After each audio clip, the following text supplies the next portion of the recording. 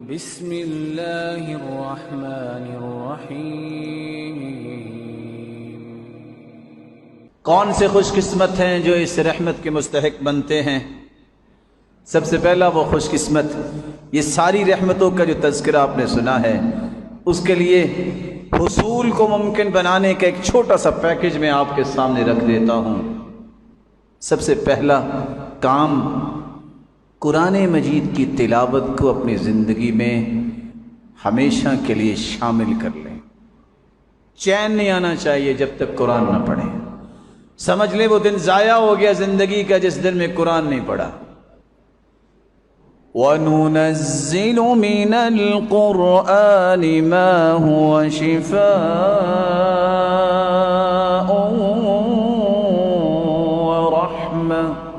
وَرَحْمَةٌ لِّلْمُؤْمِنِينَ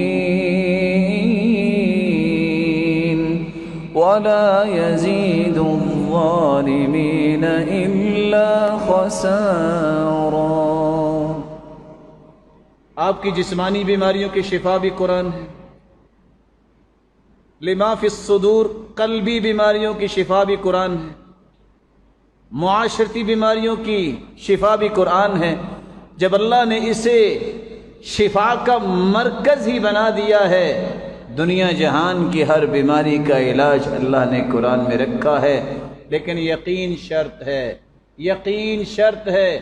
کڑیوں میں باندھا ہوا انسان، جکڑا ہوا وہ انسان، دیوانہ انسان لایا گیا، صحابی نے سورۃ الفاتحہ پڑھ کے دم کیا اور اس طرح ٹھیک ہو گیا جیسے گرہ بندی تھی، کھل گئی ہے۔ یقین شرط ہے۔ بچھو کا ڈسا ہوا انسان لایا گیا، صحابی وہ، میں عامل باووں کی بات نہیں کر رہا، قرآن سے محبت کرنے والوں کی بات کر رہا ہوں۔ وہ جو کہتے ہیں نا بکرا بھی کالا ہونا چاہیے، رات کے 2:11 ہونے چاہیے، 12 نہیں ہونے چاہیے، اور آپ کسی قبر کو کھود کے نعوذ باللہ اس میں قدم رکھے ہوں اور سر پہ آپ نے کالا کپڑا رکھا ہو، ایسی ضلالت سے اللہ اس امت کو محفوظ فرماتے ہیں۔ سچ کہا تھا اللہ کے رسول صلی اللہ علیہ وسلم نے، من اتى عرافا او کاہنا فصدقه بما يقول فقد كفر بما انزل على محمد صلی اللہ علیہ وسلم۔ جو کسی نجومی کے پاس، کسی کاہن کے پاس جاتا ہے یا کسی پامس کے پاس جا کے ہاتھ دکھاتا ہے، اس کی بات مانے یا نہ مانے، صرف دکھانے سے ہی 40 دن تک اس کی عبادت قبول نہیں ہوتی، اور اگر اس کی بات کو مان لے جو وہ کہہ رہا ہے، فقد کفر بما انزل علی محمد، اس نے اس قرآن کا انکار کر دیا جو محمد مصطفیٰ پہ نازل کیا گیا۔ یہ شفا ہے قرآن، یہ صرف شفا نہیں ہے، تمہیں اللہ کی رحمت کا مستحق بنا دے گا۔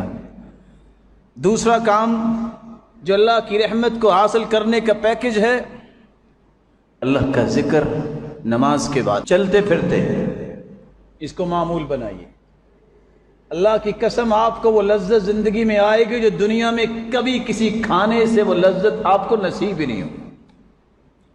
چلتے پھرتے اللہ اکبر، سبحان اللہ، الحمدللہ، لا حول ولا قوة الا باللہ، استغفر اللہ، حسبی اللہ ونعم الوکیل، نعم المولى ونعم النصیر، یا حی یا قیوم برحمتک استغیث، اللہ اللہ ربی لا شریک لہ۔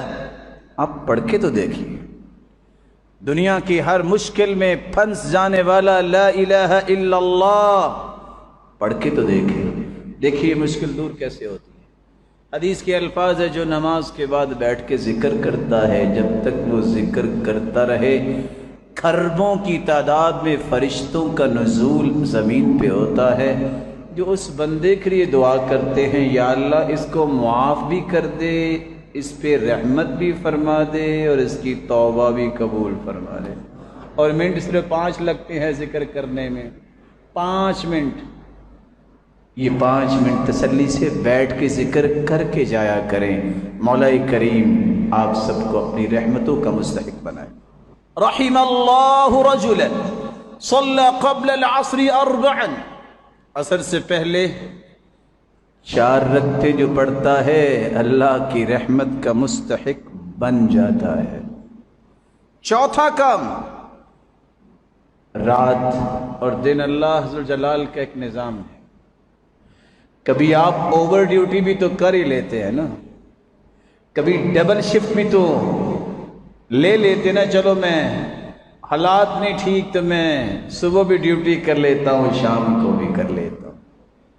سرور کائنات کا فرمان ہے، جو رات تہجد کے وقت اٹھتا ہے، بیوی کو اٹھاتا ہے اور پھر اللہ کے سامنے کھڑا ہو جاتا ہے، دونوں ہی اللہ کی رحمت کے مستحق بن جاتے ہیں۔ نہیں آپ کے پاس وقت 8 رکعتوں کا، شریعت کی آسانیاں تو ہے نا، وہ لے لو، عشاء کے بعد پڑھ کے سو جاؤ۔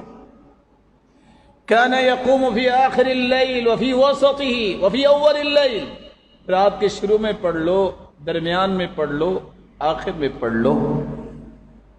نہیں رات کو پڑھ سکے، عادت بنا لو، نیت کر لو، سو جاؤ، نیت پہ ہی اللہ تہجد لکھ دیں گے۔ نیت بھی کی ہے، اٹھ نہیں سکے، صبح سورج نکلنے کے بعد ظہر سے پہلے پہلے دن کے اجالے میں 12 رکعتیں پڑھ لو، کنسیڈر تہجد ہی ہوگی۔ یہ ساری رحمت کے انداز ہیں۔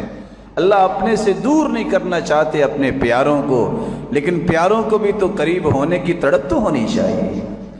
اللہ عز و جلال کے پیغمبر نے ایک بات اور بھی بیان کی ہے۔ اللہ تعالیٰ جو کاروبار کرنے والے ہیں مسلمان تاجر، اللہ ان کی عزتوں میں برکت فرما۔ مولا کریم قیامت کے دن ان کو انبیاء کے ساتھ جو وعدہ کیا ہے کہ انبیاء کے ساتھ ہوں گے سچے تاجر اور امانت دار، ان کو وہ حیثیت نصیب فرما کہ وہ انبیاء کی صف میں کھڑے ہوں۔ لیکن کاروبار کرتے وقت ایک بہترین اصول نہ چھوڑیے، رحم اللہ رجلا سمحا اذا باع سمحا اذا اشترى سمحا اذا قضى سمحا اذا اقتضى۔ خریدتے وقت، بیچتے وقت، تقاضا کرتے وقت، فیصلہ دیتے وقت نرمی کو نہ چھوڑیے۔ یہ قسمت ہے۔ کچھ لوگ کہتے ہیں فلاں مافیا اٹھا اور اس نے اتنا ریٹ بڑھا دیا، یہ کیلکولیشنز آپ کی ہیں۔ شریعت کہتی ہے ان اللہ هو المسعر، ریٹ اللہ مقرر کرواتے ہیں، آزمائش ہوتی ہے، اس اللہ نے سب کچھ دینا ہے۔ یہ سب اسباب ہیں، ان اسباب کو ثمر آور بابرکت بنانے والی ذات وہ ہے۔ جب تک میرا اور آپ کا عقیدہ درست نہیں ہوتا، لائنیں درست نہیں ہوتی، ہم کہتے ہیں بس میں نکلا، اتفاق سے بندہ مل گیا۔ اتفاق سے کیسے؟ اللہ نے لکھا ہی ایسا تھا۔ اتفاق کیا ہوتا ہے؟ وہ اس کے فیصلے کے تابع ہے، اس کی مشیت کے تابع ہے اور اس کے ارادے کے تابع ہے۔ دنیا کا پتہ حرکت نہیں کر سکتا اللہ کی مرضی کے بغیر۔ اتفاق کیا ہوتا ہے؟ اپنے عقائد کو درست کیجئے، منہج سیدھا کیجئے۔ منہج یہ ہے، اللہ کے رسول نے فرمایا کوشش کرو، اعملوا، عمل کرو، آؤ پریکٹیکل زندگی میں، فَكُلٌّ مُيَسَّرٌ لِمَا خُلِقَ لَهُ، ہوگا وہی جو اللہ نے کرنا۔ اس میں برکت اس نے ڈالنی۔ فوج تو لے کے آئے تھے اللہ کے رسول میدان بدر میں، اللہ تعالیٰ حفاظت فرمائے اس وطن کی فوج کی بھی، لیکن دعا کر رہے تھے اللہ اگر یہ بھی چلے گئے تو تیری عبادت کون کرے گا؟ سیدنا ابوبکر فرمانے لگے اللہ کے پیغمبر آپ کی بھی اللہ نے دعا نہیں سننی تو پھر کس کی سننی ہے، آپ بس کریں۔ کہا نہیں، یہی تو بات ہے اصل، میں اس سے جتنا بھی مانگوں گا اتنا ہی تھوڑا ہے۔ رسول اکرم صلی اللہ علیہ وآلہ وسلم نے فرمایا کاروبار میں نرمی کرنے والے کو اللہ رحمت دے دیتے۔ اولاد سے محبت کیجئے۔ اولاد کی محبت 3 طرح کی ہے۔ اصل محبت یہ ہے کہ اسے دیندار بنائیے، تمہارے قبر میں جانے کے بعد وہ ہاتھ اٹھا سکے اور یہ دعا قیامت کے دن پہاڑ بن کے تمہارے نام اعمال میں آ جائے۔ یہ اولاد سے محبت۔ اولاد کو جہالت سے بچائیے، علم سکھائیے، ایسا علم جو تمہارے جانے کے بعد بھی تمہاری زندگی میں بھی گھر میں روشنی، خاندان میں روشنی، معاشرے میں روشنی اور ملک و ملت میں روشنی کا سبب اس کا علم بنے، فساد کا سبب نہ بنے۔ یہ آپ کی بچے کے ساتھ محبت کا ایک طریقہ ہے۔